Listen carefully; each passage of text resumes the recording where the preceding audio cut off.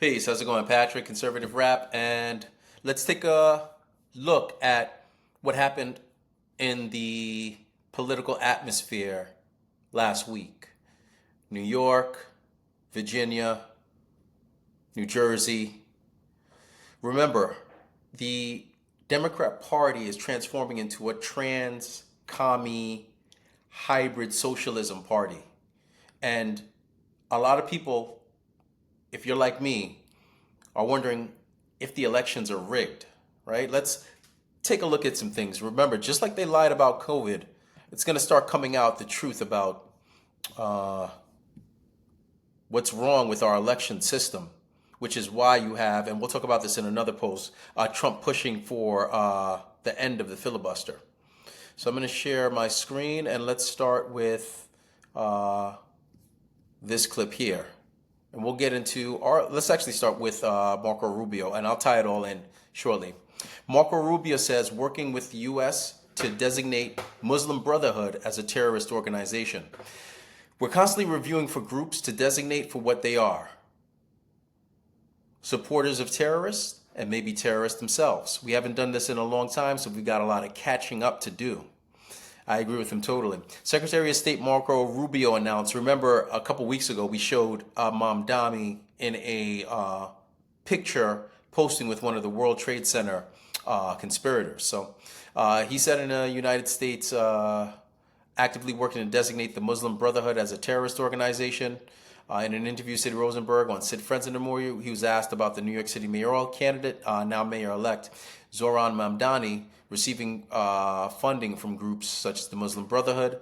Rosenberg pressed Rubio on whether the administration would move to officially designate the group and possibly the Council on American Islamic Relations, CARE, as terrorist entities. Yeah, that's all in the works, knowing that the Brotherhood operates in multiple branches, each requiring its own designation. He stressed that the process is lengthy and must be thorough, but confirmed that it is a priority. We're constantly reviewing for groups to designate for what they are. Supporters of terrorists, maybe terrorists themselves.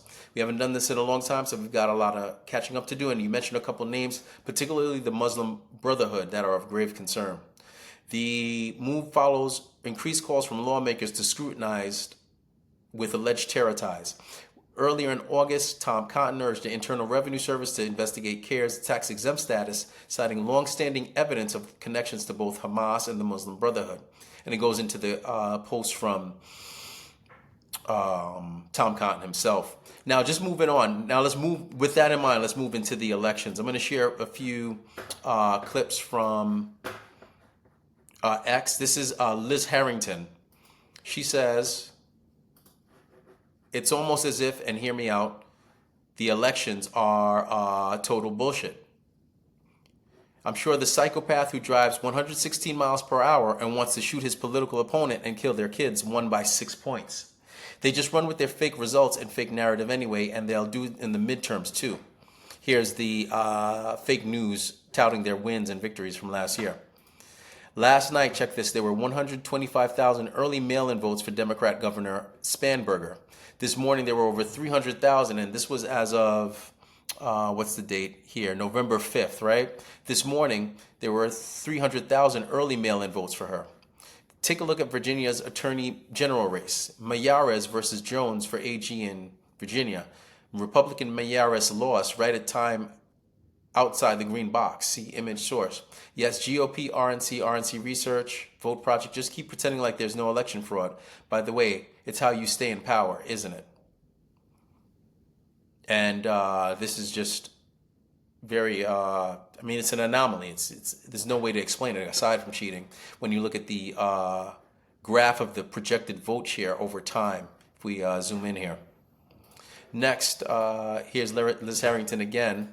Everyone hates the Democrats, but they just keep being able to flip seats that haven't been Republican for 36 years. And here's Washington Post. Democrats were projected to flip at least 10 seats in the House of Delegates, including in the several that Trump won just last year. They were also leading in 3 other competitive races as of 1 a.m. Wednesday, according to the AP. They made gains in some the most politically diverse areas of the state, such as the Richmond suburbs and Hampton Roads, microcosm of America suburbia that have long functioned as bellwethers. But Democrats also ousted some delegates from Republican strongholds. In one Democrat feat in a district just south of Fredericksburg that Trump narrowly won, Nicole Cole defeated Virginia's longest-serving delegate, Bobby Orrick, who was first elected in '89. Something stinks in Pennsylvania. Here it is. The 36th district had not had a Democrat state senator since it moved from Philadelphia to Lancaster County in '79. Lancaster was 16 points for Trump just 4 months ago, and yet we're supposed to believe the Republicans put the Democrat candidate over the top with mail-in votes. I.e., there were more mail-in votes for the Democrat candidate than Democrat voters who requested them. She goes into the documentation and the charts. Let's take a quick look. All right, just moving on. This is fascinating stuff to see. Now here's Ryan Saavedra on X. There are two possibilities right now. Mamdani backtracks on his campaign promises and keeps the status quo. This will anger his voters. 2, he follows through on his promises and governs as a Marxist. This will crush New York City and would lead to significant backlash against the left. And here he is. Zoran, billionaire should not exist except for the ones that fund me. And here he is with Alex Soros, George Soros's son. Clandestine on X put this pretty well. Now that the dust is settled, can you see how Mamdani helps us more than he hurts us? Yeah, things are going to be terrible for NYC, but that place is already a hellhole. Now Trump gets to run on communism versus common sense in 26. Mamdani just gave MAGA a golden ticket. Trump now has unlimited talking points and can draw more of the middle class towards MAGA during the midterms. Now Trump can run the Dems going full-blown communists, which is very easy to sell. And what price do we Trump supporters have to pay for this? Absolutely nothing. Unless you live in New York City, which doesn't affect your life at all. He's just the mayor of a city that all of us avoid anyways. Trump is still president and holds all the cards. Mamdani supplies us with significant political ammunition at minimal to zero cost. After last night's results, the decision facing all Americans could not be more clear. We have a choice between communism and common sense. Does that make sense to you? Common sense. It's common sense or communism. After last night's...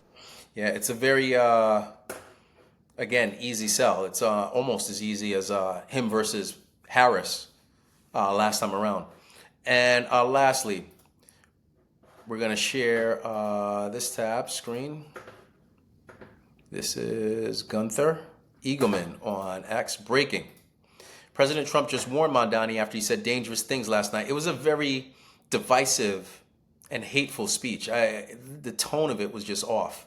And, you know, that in addition to him begging for money, I'm really worried about this guy and honestly his mental health to begin with. The way he's presenting himself as mayor of the greatest city in the world. Once upon a time, I guess. Mamdani, hear me, President Trump. When I say this, to get to any of us, you'll have to get through all of us. President Trump didn't flinch when he responded. You talk about danger. I think it's a very dangerous statement for him to make. He has to be a little bit respectful of Washington because he doesn't have a chance of seceding if he's not. It's not going to end well for Mamdani. New York City, about New York City, real quick. You're a New Yorker. You famously kind of had a fight with Ed Koch back in the 70s and 80s as he was a mayor. He obviously wasn't a democratic socialist, as you call the mayor-elect Zoran Mamdani a communist.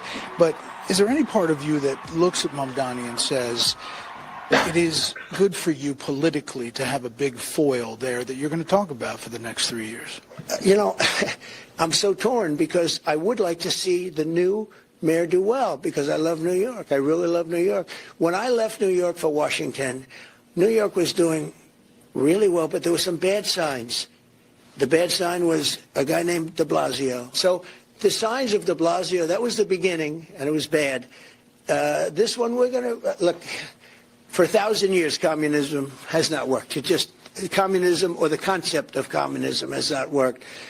I tend to doubt it's going to work this time. Did you see his victory speech? It's literally never worked. Yeah, I thought it was a very angry speech, certainly angry toward me, and I think he should be very nice to me. You know, I'm the one that sort of has to approve a lot of things coming to him, so he's off to a bad start. At one point he says, turn the volume up. So hear me, President am Trump when I say this.